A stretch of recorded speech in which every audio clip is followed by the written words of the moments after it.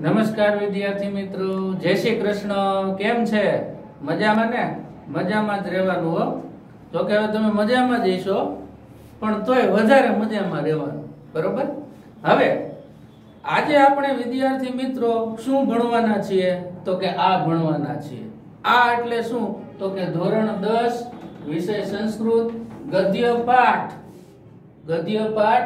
17 એનું નામ છે સ્વાભાવિકમ સાદૃશ્યમ. સ્વાભાવિકમ સાદૃશ્યમ એટલે કે સ્વાભાવિક સમાનતા અથવા એકરૂપતા અથવા સરખાપણું. બરોબર?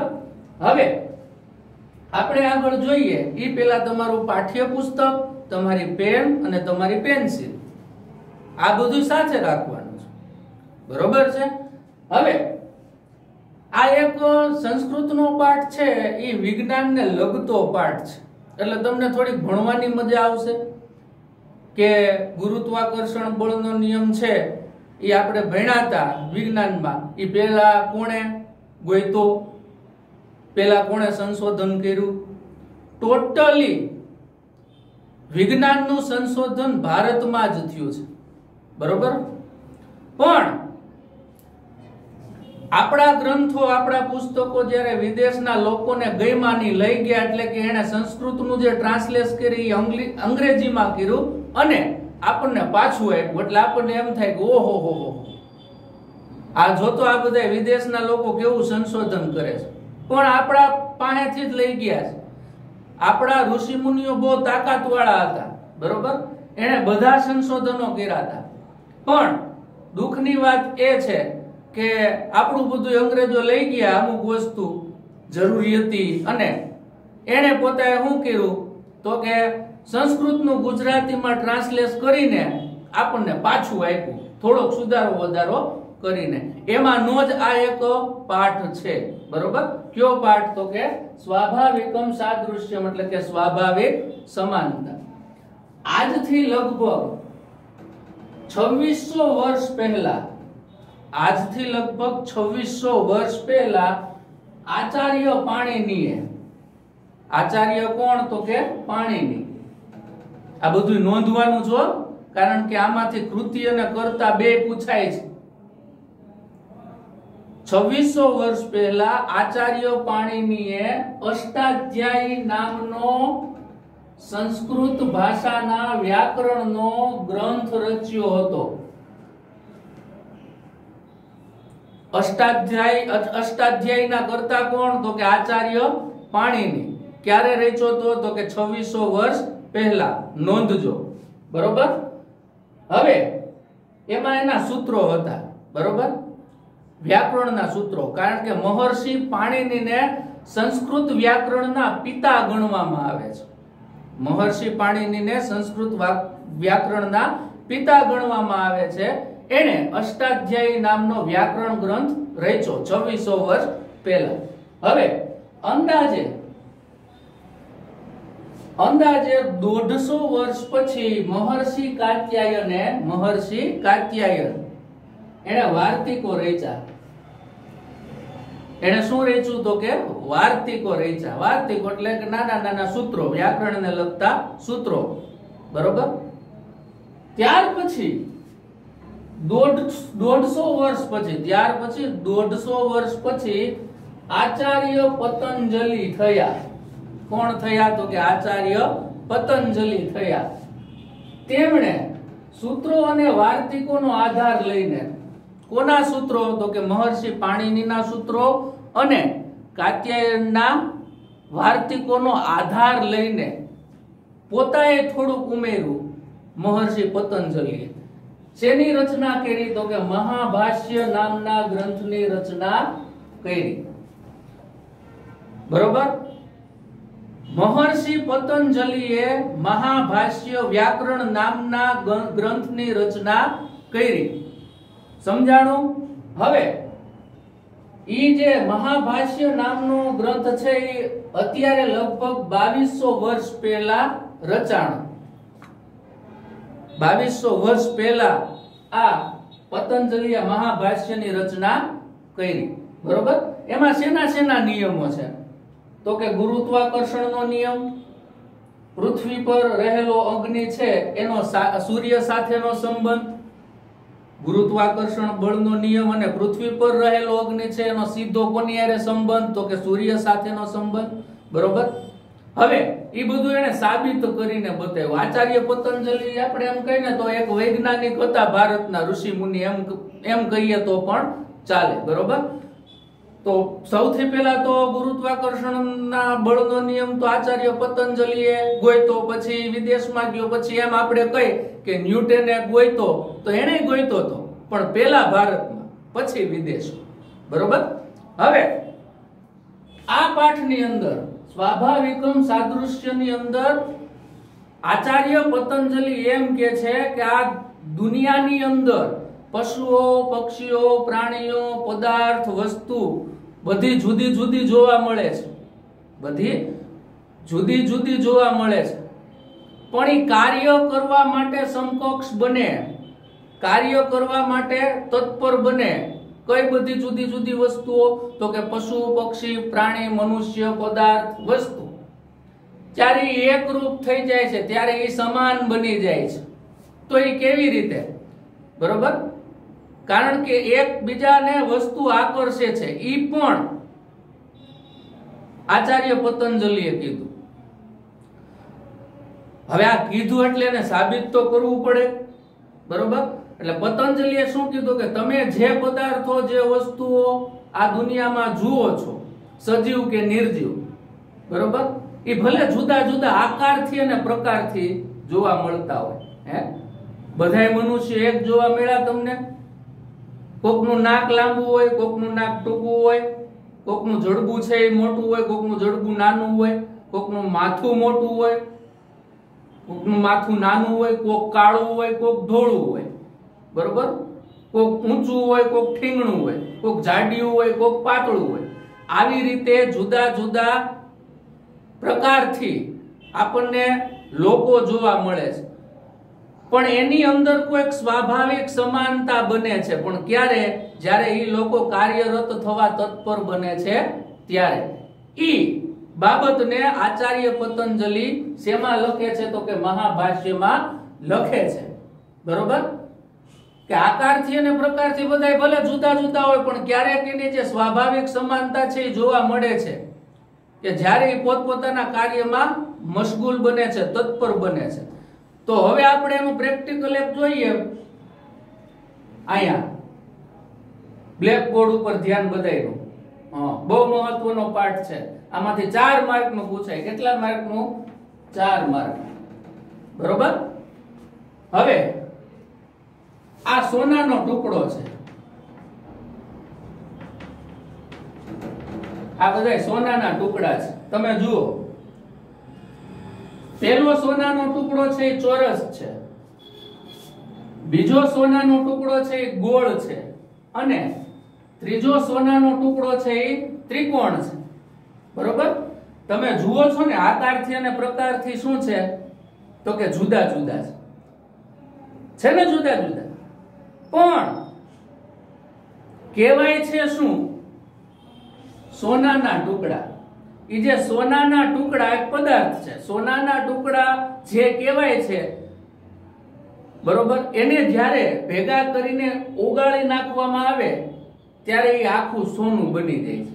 પીગળીને આખું સોનું બની જાય છે. કે ચોરસ સોનાના ટુકડાને, ગોળ સોનાના ટુકડાને અને ત્રિકોણ સોનાના ટુકડાને આપણે ઓગાળી નાખો, પ્રક્રિયા થઈને ટૂંકમાં ત્રણેય ટુકડાની ગરમ કરવાની, તો એ સોનું જ બની જાય છે, ભેગું થઈ જાય છે. તો એ સ્વાભાવિક સમાનતા થઈ. સમજાઈ ગયું? આચાર્ય પતંજલિનું આમ કેવું છે. હવે તમે જુઓ, વૃક્ષ વિશે પણ આચાર્ય પતંજલિએ કીધું છે. લીમડો જોઈ લ્યો, વડલો જોઈ લ્યો, આસોપાલવ જોઈ લ્યો, બધાયના પાંદડા થડથી માંડીને ઉપર સુધી બધી વસ્તુ જુદી જુદી જોવા મળે, આકારથી અને પ્રકારથી. લીમડો થોડો ઘટાદાર હોય, એના પાંદડા નાના હોય. વડલો છે એ ઘટાદાર હોય, એના પાંદડા થોડાક મોટા હોય. આસોપાલવ છે એ ઊંચો જાય છે, છત્રી જેવો હોય, એના પાંદડા થોડાક લાંબા હોય. એ બધા આકારથી અને પ્રકારથી જુદા જુદા છે વૃક્ષો.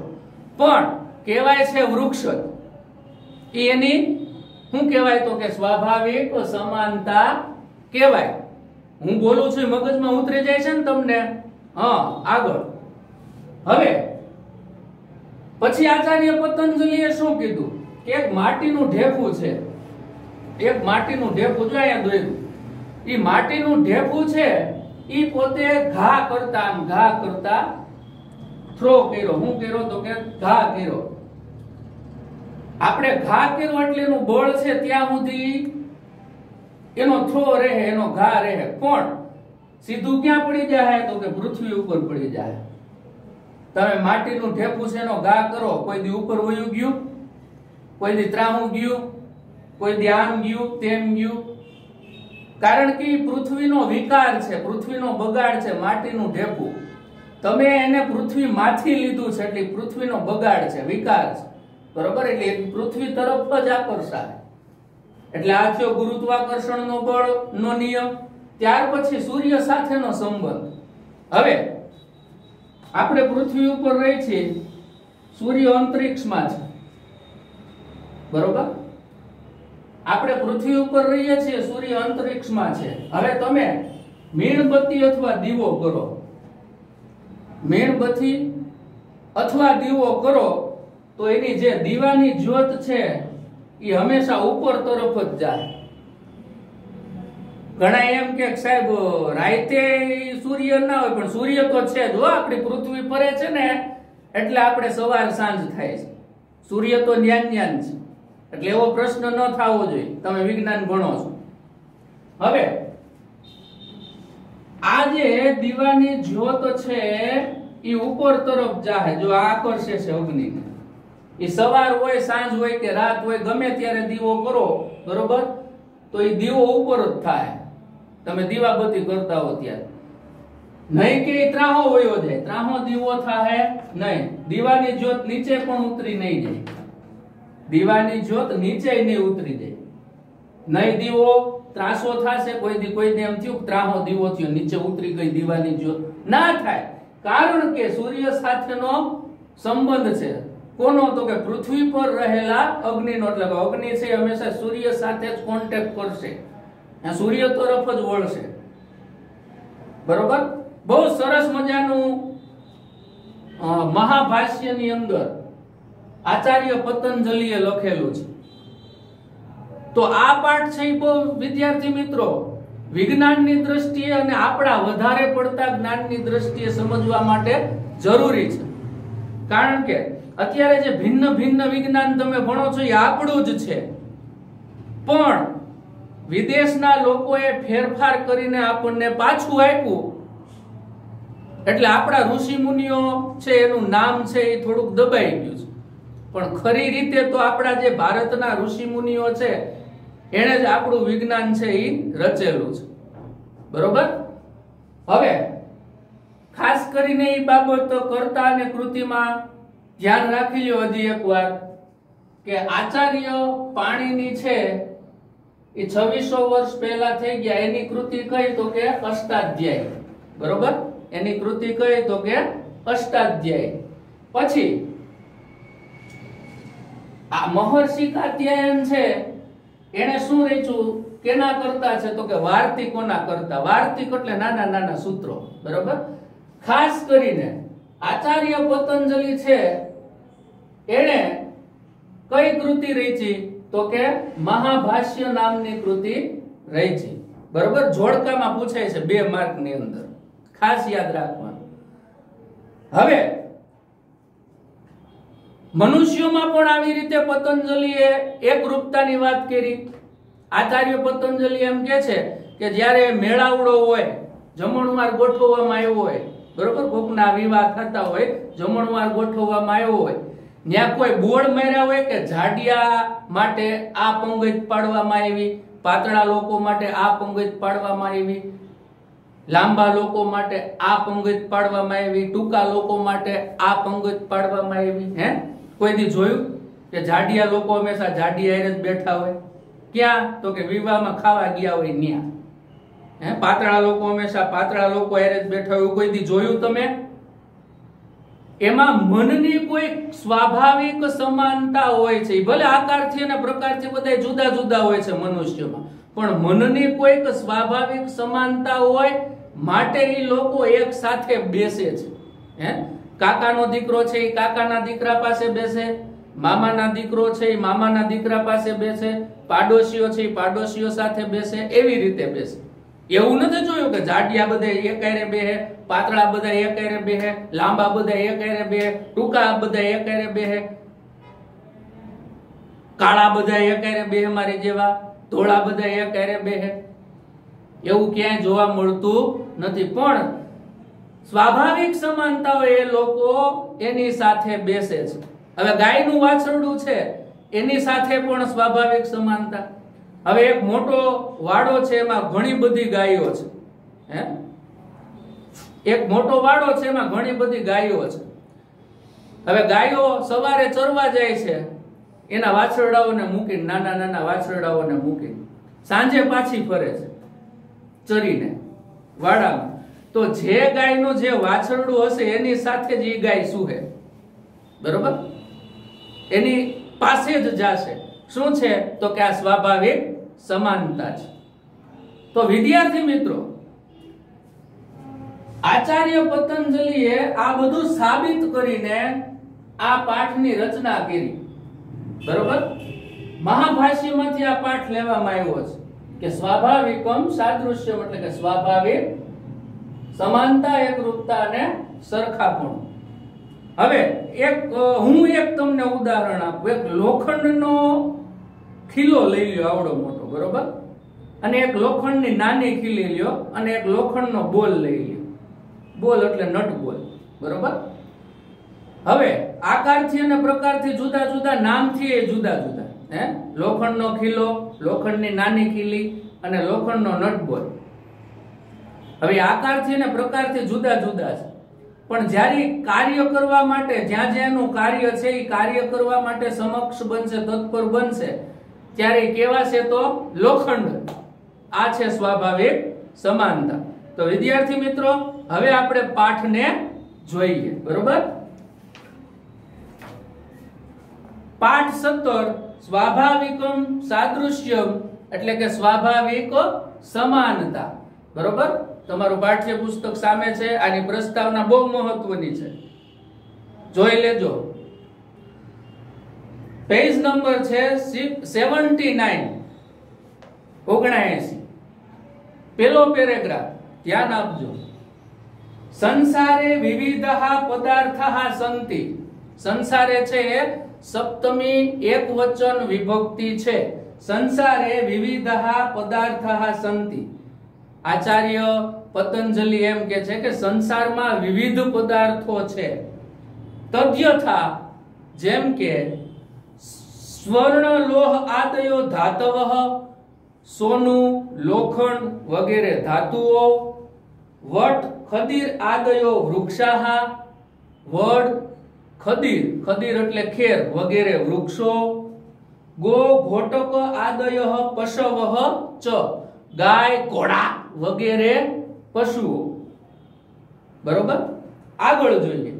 એષુ પુનઃ, આમાં ફરી, પ્રત્યેકમ અપી પદાર્થઃ, દરેક પદાર્થો પણ, ભિન્નઃ ભિન્નઃ ભવંતી, જુદા જુદા હોય છે. ભવંતી છે એ વર્તમાન કાળ, પરસ્મય પદ, અન્ય પુરુષ બહુવચન. તદ્યથા, જેમ કે સ્વર્ણ લોહાત ભિન્નમ ભવતી, કે સોનું લોખંડથી જુદું હોય છે. સ્વર્ણ લોહાત ભિન્નમ ભવતી એટલે કે સોનું લોખંડથી જુદું હોય છે. લોહાત છે એ પંચમી એક વચન વિભક્તિ બને છે. અથચ, અને માટે, પ્રત્યેક સુવર્ણ ખંડ, દરેક સોનાનો ટુકડો, અહીં આંગળી કરીને ધ્યાન આપો.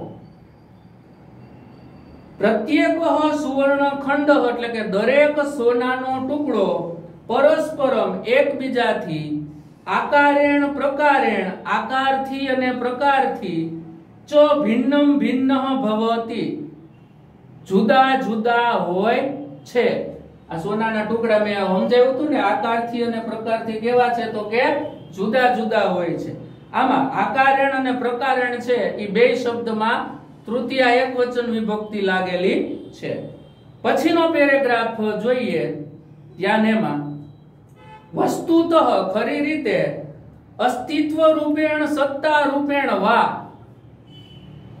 ખરી રીતે અસ્તિત્વ રૂપે અથવા સત્તા રૂપે એતે પદાર્થઃ આ બધા પદાર્થો પરસ્પરમ ભિન્નાઃ સંતિ ઇતિ પ્રતીયન્તે એકબીજાથી જુદા જુદા છે એવું મનાય છે. પ્રતીયન્તે એટલે મનાય છે. પ્રતીયન્તે છે તે વર્તમાન કાળ, આત્મનેપદ, અન્ય પુરુષ, બહુવચન.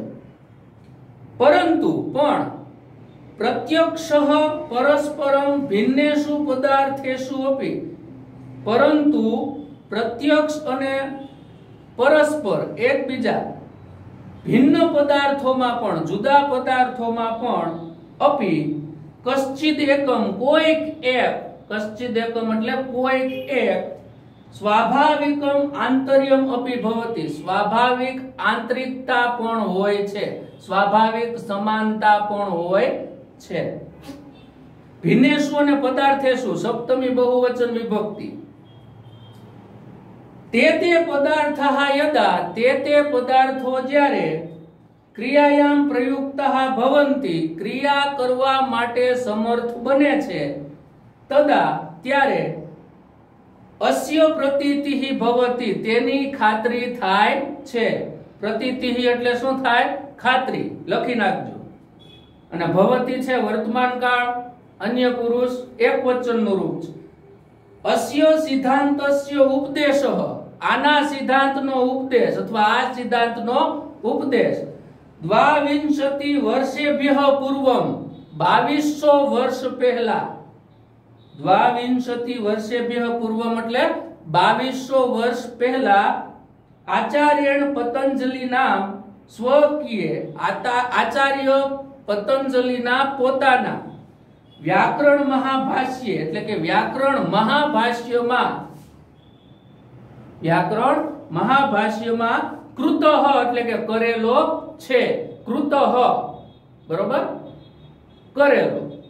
કૃતઃ છે એ કર્મણી ભૂત કૃદંત બને છે. તત્ર તે કથયતિ, ત્યાં તે કહે છે. તત્ર તે કથયતિ એટલે કે ત્યાં તે કહે છે. તો વિદ્યાર્થી મિત્રો, અહીં આપણે પાઠ 17 સ્વાભાવિકમ સાદૃશ્ય નો પહેલો ભાગ અહીંયા પૂર્ણ કરીએ છીએ. બીજો ભાગ આવતા વખતે જોઈશું. વાંચજો, લખજો અને આ બધું ધ્યાન રાખજો કર્તા કૃતિનું. જય હિન્દ.